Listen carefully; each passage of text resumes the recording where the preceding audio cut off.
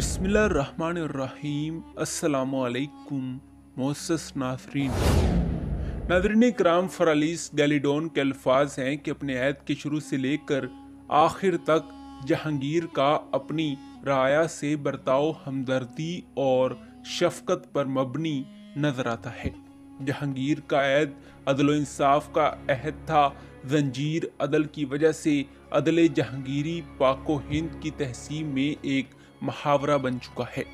یہ ترکیب حق و انصاف کی اعلیٰ ترین اقدار کی علامت ہے۔ اس نے اکبر کی صلح کل کی پالیسی کو برقرار رکھا، وہ بھی اپنے باپ کی طرح مختلف مذاہب کے علماء سے گفتگو کرنے میں بڑی دلچسپی رکھتا تھا، مگر اکبر کے مذہبی تجربات اس نے نہ کیے، اس لیے عیسیٰ علیہ السلام کی تصویر کو بڑی قدر کی نگاہ سے دیکھا۔ ناظرین کرام، جہانگیر بادشاہ حسن و فطرت کا شدائی تھا۔ مغلیہ دور کے بیشتر باغات اس کے عہد کی یادگار ہیں۔ فنون لطیفہ کی سرپرستی اس نے دل کھول کر کی۔ اس کے دور میں مصوری کا فن اپنے کمال کو پہنچا۔ جہانگیر اس فن پر بڑی گہری نظر رکھتا تھا۔ علم و ادب کے خزانوں سے اسے حصہ وافر ملتا تھا۔ اس کی خود نوشت سوانح عمری تذکے جہانگیری، دلکشی، صداقت اور ادبی چاشنی میں تذکر بابری کی ٹکر کی ہے۔ ناظرین کرام، جہانگیر کی موت کے ساتھ ہی ملکہ نور جہاں کا دور اقتدار بھی ختم ہوا۔ اسے ناسہارا حالات نے آ گھیرا، تخت و تاج چھن گیا۔ اسے ابھی 18 سال کا طویل عرصہ کس پمرسی کے عالم میں گزارنا تھا۔ اس نے زندگی کا یہ حصہ عجب و زاداری اور رکھ رکھاؤ میں بسر کیا۔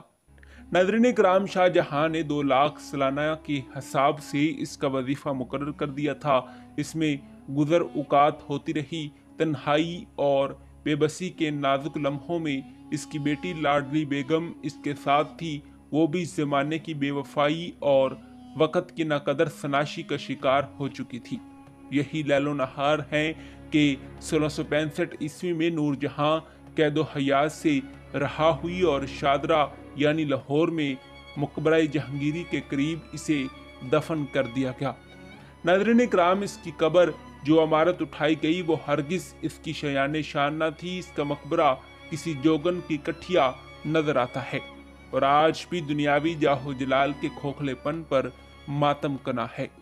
ناظرین کرام، وہ شعر ہے کہ دن کو بھی یہاں شب کی سیاہی کا گماں ہے، کہتے ہیں کہ یہ رام گاہ نور جہاں ہے۔ ناظرین کرام، نور جہاں ہر پہلو سے ایک مثالی عورت تھی۔ اس کا حسن و جمال نظر کو خیرہ کرتا تھا۔ اس کی ذہانت، خوش مزاجی، سلیقہ شعاری، انتظامی قابلیت، سیاسی بالغ نظری، فراخ دلی، مروت، ثقافت، رحم دلی اور انصاف پسندی نے تخت شاہی کے ارد گرد رنگ و نور کا ایک ہالہ سا بن دیا تھا۔ فنون لطیفہ نے اس کے ہاتھوں پرورش پائی۔ درباری زندگی کو اس کی ذات سے رنگ و روغن عطا کیا گیا۔ وہ تہذیب و نفاست کا سرچشمہ تھی۔ ناظرین کرام، اپنی غیر معمولی صلاحیتوں کی بنا پر اس نے بادشاہ بیگم کا لقب پایا۔ سلطان علاء الدین خوارزم شاہ کی والدہ ترکان خاتون کی طرح اس کا نام سکوں کی زینت بنا۔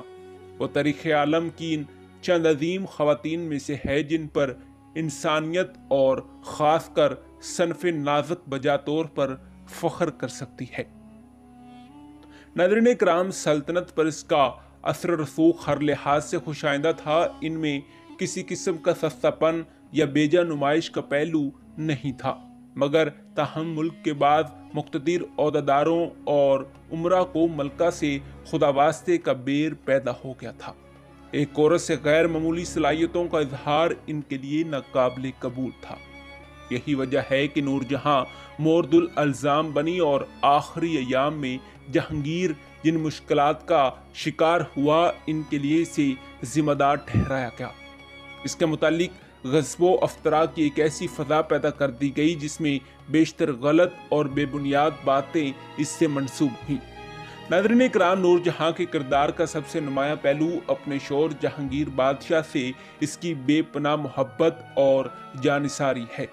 مہابت خان نے جب بادشاہ کو حراست میں لے لیا تو نور جہاں اس پر حملہ آور ہوئی اور کمال متحمل مزاجی اور حاضر دماغی کا ثبوت دیا۔ اسے جب یہ احساس ہوا کہ بادشاہ کو قوت سے رہا کرانا ممکن نہیں تو وہ اس آزمائش کے وقت حراست میں بادشاہ کی شریک بن گئی اور بڑی ہوشیاری سے مہابت خان کی طاقت کا قلعہ کما کر دیا۔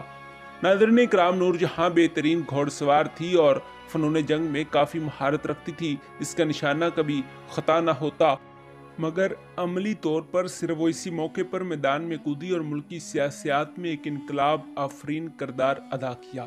عام حالات میں اس نے عملی طور پر سیاسی اکھاڑے میں مظاہرہ نہ کیا۔ اپنے شور پر اس کی اثر اندازی زیادہ تر اخلاقی، جذباتی، روحانی اور ذہنی قسم کی تھی۔ جی ہاں ناظرین اکرام، یہی ہماری آج کی ویڈیو کا موضوع تھا۔ اگلی ویڈیو کے لیے دیجیے اجازت۔ خدا حافظ۔